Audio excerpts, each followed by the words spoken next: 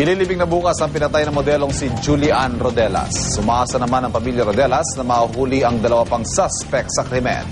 Mula sa Las Piñas, may live report si Jay Sabale. Jay. Ivan, ngayon nga ang huling araw ng burol ni Julian Rodelas.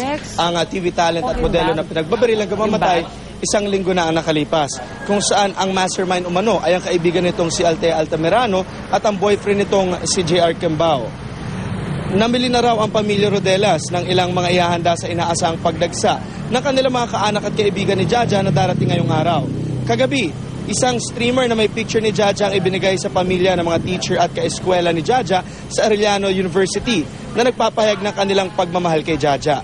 Samantala, patuloy na umaasa ang pamilya ni Jaja na madadakip pa rin ang dalawa pang sospek sa krimen na sina Efren Talib at isang alias Aldos. Sa ngayon, isang tanong naman ang bumabagabag sa pamilya. Yan ay kung ano raw ang kanilang susunod na gagawin pagkatapos ng kalbaryong ito. Papayo ko lang sa mga bata sa ngayon, lalo na yung mga lakwat-sirang mga bata na hindi mas pinaniniwalaan pa nila yung mga barkada nila kaysa magulang nila. Mag-isip sila nga pag may nangyayaring mga ganito na sa magulang pa rin sila. Magulang pa rin ang tutulong sa kanila at hindi ibang tao, hindi mga kaibigan lang. Bukas ng umaga sa Golden Haven dito sa Las Piñas, ililibing si Jaja.